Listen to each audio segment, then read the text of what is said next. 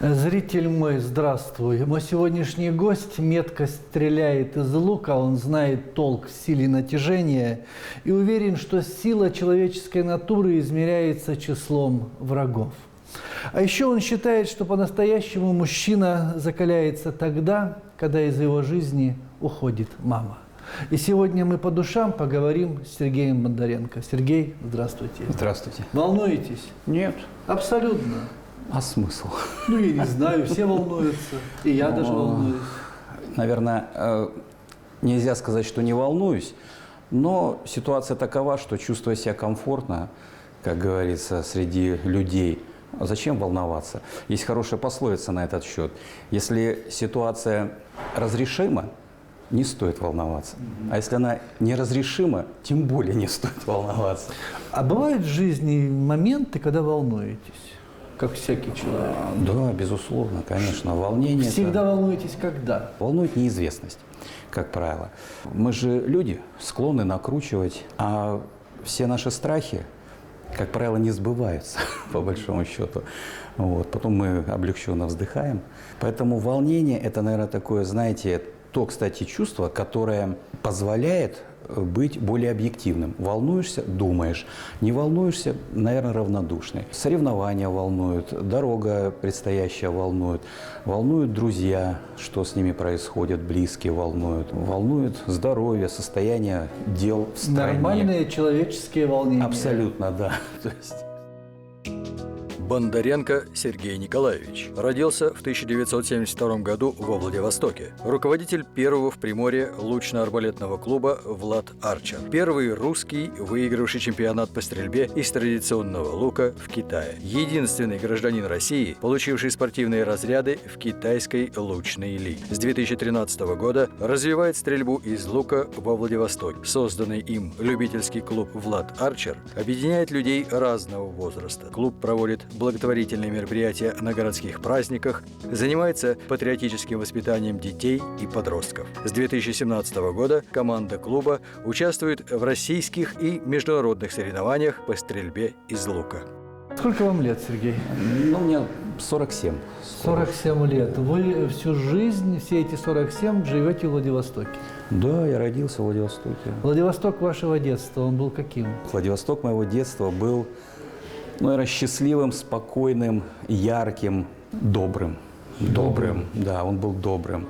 Это, наверное, касалось людей. Мы ходили за хлебом, ходили за сахаром к соседям. Мы знали друг друга на площадке. Мы общались, могли постучаться, не займете ли там полбуханочки хлеба. А после этого благодарили, отдавали, сверху отдавали. То есть мы щедрее были. И вот это вот осталось во мне.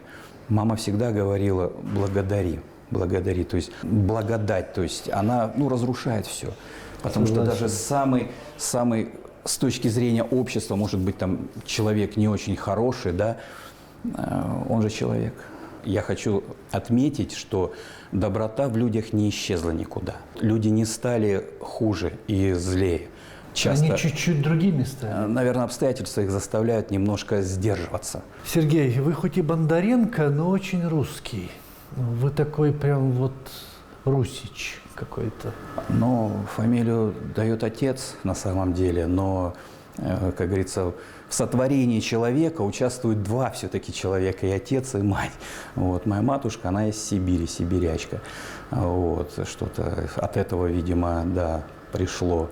И я думаю, что не фамилия и не внешний вид человека делает патриотом. Угу. Вот. Патриотом человека делает место, где он живет, место, родина его.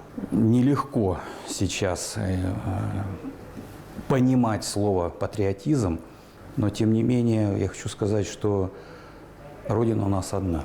Ну, знаете, Салтыков-Щедрин говорил: раз заговорили о патриотизме, значит воруют. Абсолютно, да. Я не виноват, это вы меня вывели. И в этом что-то есть. Он гений был. Как вы считаете, есть доля правды в этих словах? Когда часто говорят о патриотизме, значит, что-то надо зарихтовать, что-то надо заполировать. Не хочу, как говорится, вызывать в свой адрес, как говорится, критику от знатоков русской литературы по поводу Салтыкова-Щедрина. Но патриотизм все-таки та тема, которая вот ушла, и сейчас она возрождается. Потому что патриотизм – это, ну, это наши дети, я не знаю, наше будущее, наше поколение, которое растет и видит. Жизнь наша, это воздух жизнь, наш, да. то То есть, есть, по-другому как? То есть, какие бы события ни происходили, вот, мы все равно остаемся людьми. Потому что очень несложно обвинять других в проблемах. А когда задаешь вопрос, а что ты сделал для того, чтобы жизнь стала лучше? Им большинство людей отводят глаза и задумываются. Ну все. А кто самый большой враг для человека? Сам человек, который в зеркало смотрит на тебя? Соглашусь с этим. Вот. Мы чаще всего создаем у себя внутри образ, которому следуем. Понимаете?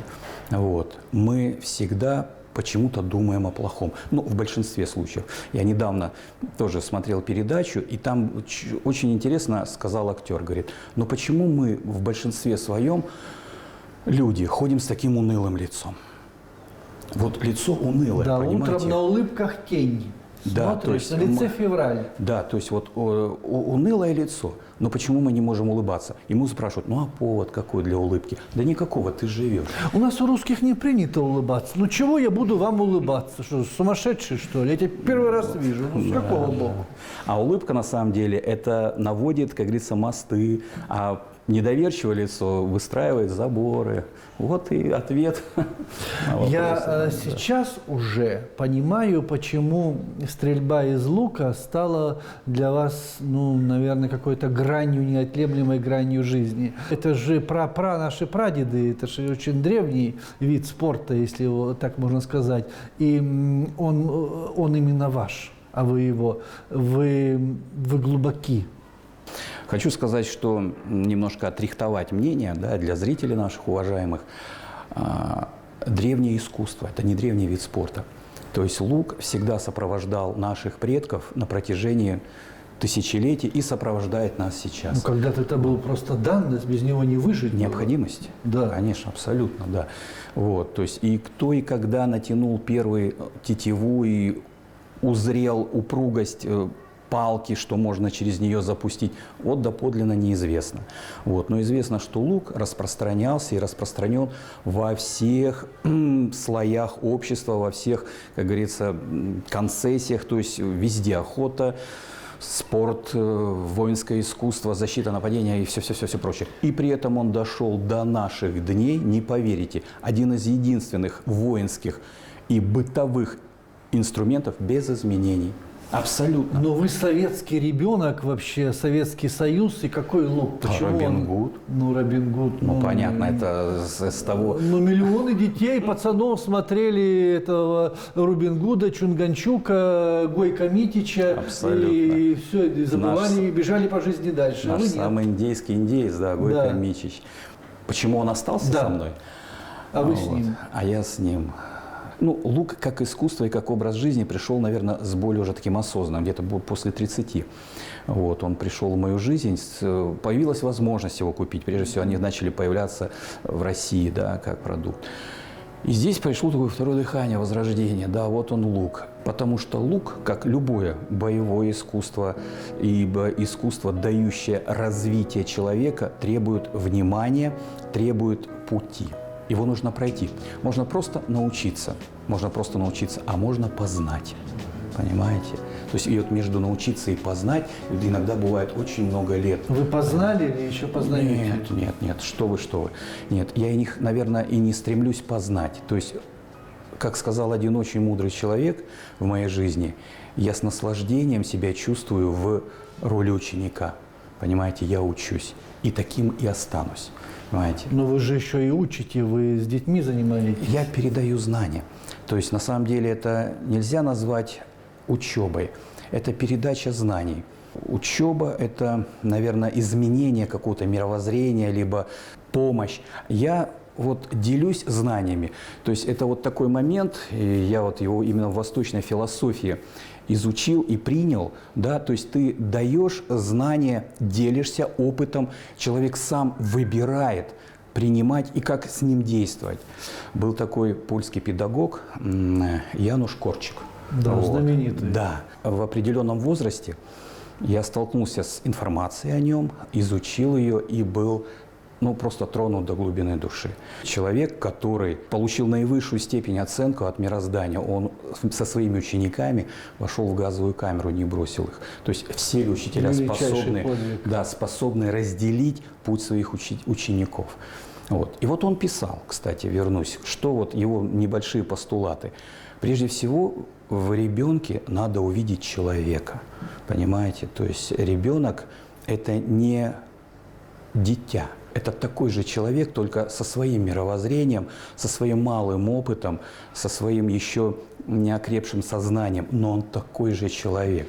И вот если вы увидите в нем человека, а у человека есть душа, понимаете, то есть тогда вы установите с ним контакт. Не воспитывать его через, многоточие поставим, понимаете, да, вот есть методы воспитания различные, которые наоборот, ведут калечат. Я к луку еще вернусь. Хорошо, Сегодняшние дети, поколение Инстаграм, гаджетов, клипового мышления, это сумасшедшего ритма жизни, им интересен лук или все меньше и меньше? Да, интересен лук им.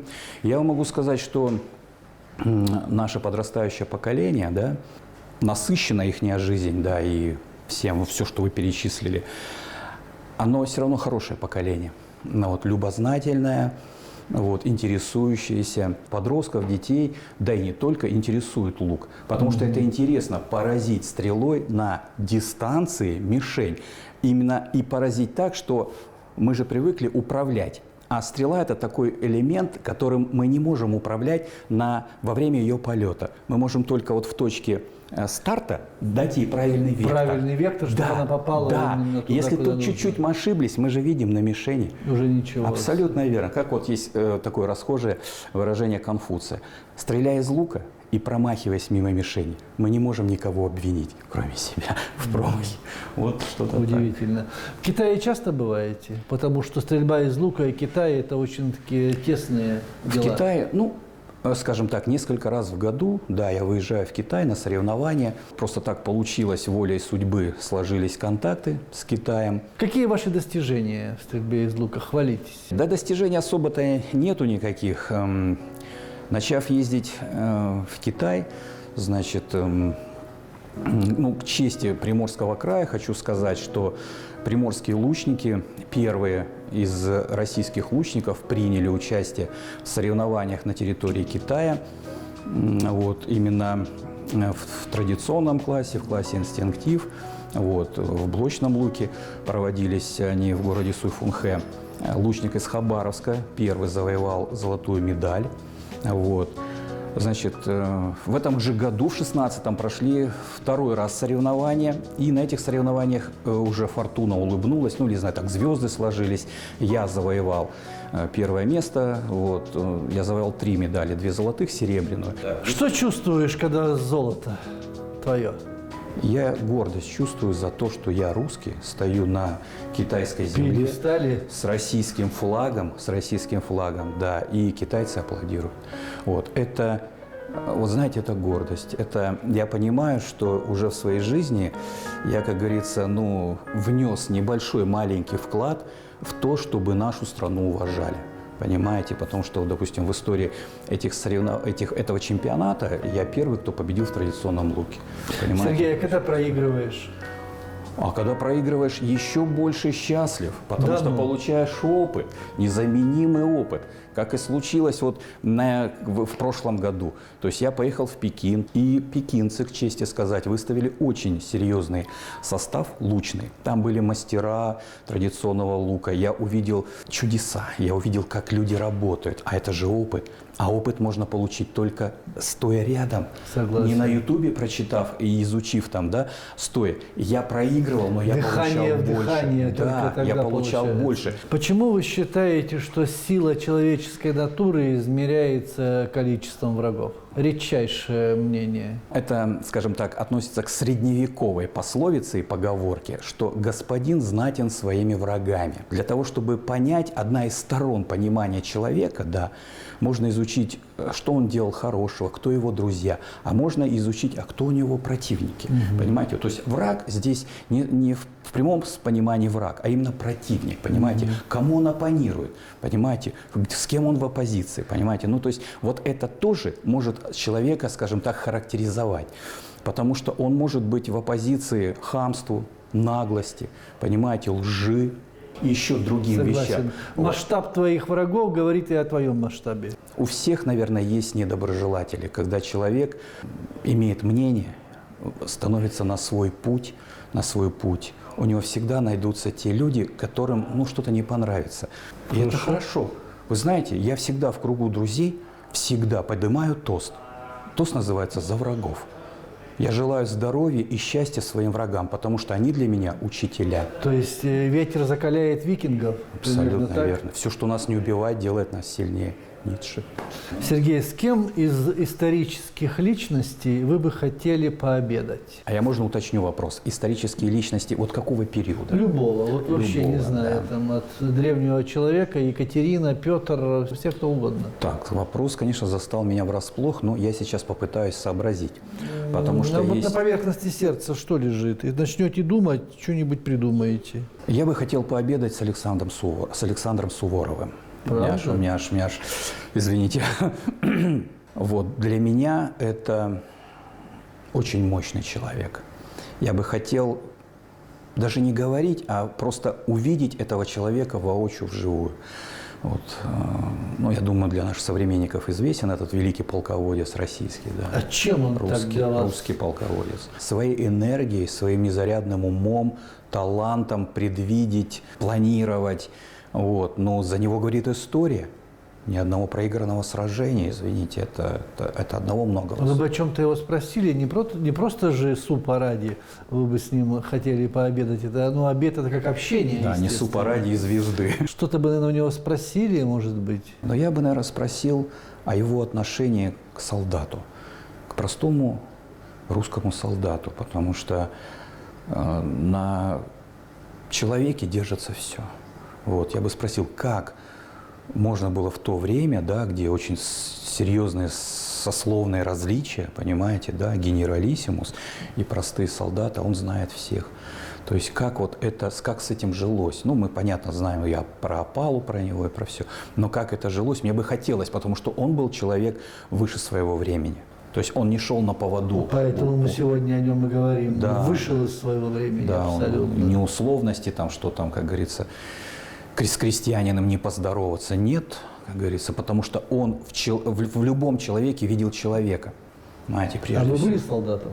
Да, конечно. Я служил в советской армии 2 года, честно Вас и обижали? благородно. На службе? Пытались меня обижать. Мы сейчас хотим поговорить о состоянии дел в армии. Ну, то есть, Нет. Мне интересно, некие маркеры вашей души пытаюсь найти. Вы знаете, конечно. Большого человека вообще пытаются многие пощупать. Вот, я с этим с детства живу. Я занимался тяжелой атлетикой, боксом, потому что мне приходилось стоять за себя. Вот. Если вот ты человек, допустим, среднего роста, средней комплекции, ты как-то теряешься в массе людей, и на тебя могут и не обратить внимания много-много раз. А большой человек всегда он выделяется. Задеть хочется. Да, хотят его задеть, где-то унизить, понимаете, где-то прощупать. И меня вот это закаляло с самого раннего детства. То есть я сначала обижался, а потом я понял, что это и есть путь. То есть путь закаливания, то есть который приводит к результату. Какие качества в мужчинах вам неприемлемы категорически? Я не люблю пустых обещаний. Это даже нельзя назвать враньем. Это, вот, знаете, какое-то пустословие. Сказал, пообещал, сделай. Опять-таки, возвращаясь к Владивостоку моего детства, мы, не имея сотовых телефонов, ни средств связи и коммуникации, договорился, придешь. Потому что была фраза «я не могу, меня люди ждут». Помните такую фразу? «Я не могу отказать, меня ждут, я пообещал». Мать не пускает. Да, я пообещал, меня все, ждут, да, мама, пацаны ждут, это да, все, меня согласен. ждут, потому что я слово дал, понимаете? Вот это то, что сейчас я не часто замечаю. я не люблю нытья. То есть человек может проявить слабость, но нытье – это какая-то форма такая, знаете, проявления слабости, которая разрушает и рядом вот, людей. Паникеров. В армии вот это, знаете, один из первых кого? Паникеров. Потому что, опять-таки, вот, разлагает общество, расхолаживает. Но мужчины. А в женщинах какие качества вам категорически не нравятся? Или женщине можно простить больше, чем мужчине? Можно простить, но есть качества, с которыми трудно мириться, скажем прямо. Какие? Вот. Потребительское отношение к отношениям, понимаете? То есть вот, принцип «ты должен, обязан».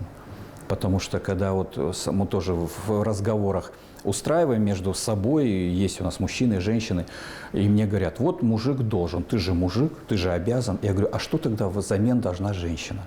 Потому что любая обязанность – это ответственность, понимаете? Вот. А ты хочешь управлять, но ничего не делать. Ты хочешь принимать решения, но не нести за них ответственность. Так не бывает. Но при этом женщинам можно простить многое, да, как говорится, они этим пользуются. Причем удачно. Да, причем удачно. У вас есть девиз, Сергей? Некий, может быть, не такой, не прям не сформулированный, что вот девиз. Есть, конечно. А какой? Этот девиз написан на знамени нашего клуба. Наша жизнь – это полет стрелы. Как хорошо. Но не всегда жизнь полет стрелы. Не всегда, но хочется. Ну, Мы хочется. же идеалисты, романтики, что ж с нас взять?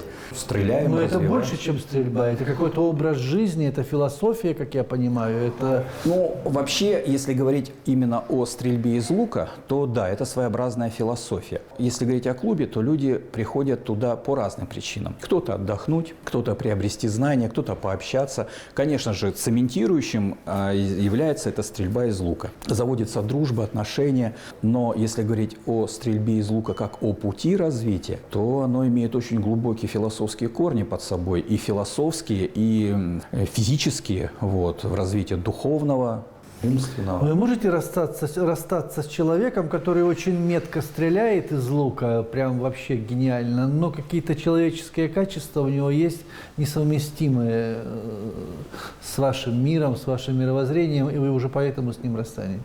Да вы знаете, Или так не бывает? Нет, бывает и так. Но я скажу про, как бывает у меня.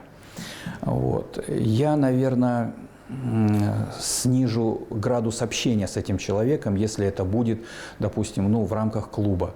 Вот. Но вы знаете, что хочу сказать, что в клуб приходят разные люди. Приходят разные люди, говорится, настороженные, какие-то закрытые. Вот мы пытаемся создать атмосферу, чтобы каждый нашел для себя, понимаете, то есть. А вот все люди, которые не приемлят просто, допустим, коллективизма, но они сами отходят. Никого не выгоняем. Никого не выгоняем. Люди сами делают выбор. Уйти либо остаться. Скажем, потому что в клубе у нас существуют и коллективные мероприятия по работе с детьми, в которых нужно участвовать. Просто есть ряд таких вот условий и действий, в которых нужно принимать участие. Если ты не принимаешь в них, то ты, соответственно, либо у тебя есть совесть, она не позволяет тебе продолжать дальше, либо совесть тебя заставляет принимать и меняться. Но нету никакого, скажем так, ты должен, обязан. Понимаете, я стараюсь всегда своим примером. Бывают случаи, когда я вообще один еду на мероприятие, и провожу его, понимаете, то есть, но у меня есть костяк в клубе, как говорится, моих близких друзей, учеников, последователей, которыми я очень дорожу, горжусь, они мне помогают, поддерживают, и вместе мы вот шагаем по жизни. Несколько блиц-вопросов. Мясо или рыба? Рыба. Баня или душ? Баня. Басков или Киркоров? Никто. Счастье это? Счастье – это жизнь. Спасибо за этот разговор, за эту грань искренности. Вот просто спасибо большое. Зритель мой, мы говорили по душам с Сергеем Бондаренко, который не только метко стреляет из лука, но считает, что счастье – это и есть наша жизнь. Всем добра и здоровья, берегите себя и живите, пожалуйста, долго. До свидания.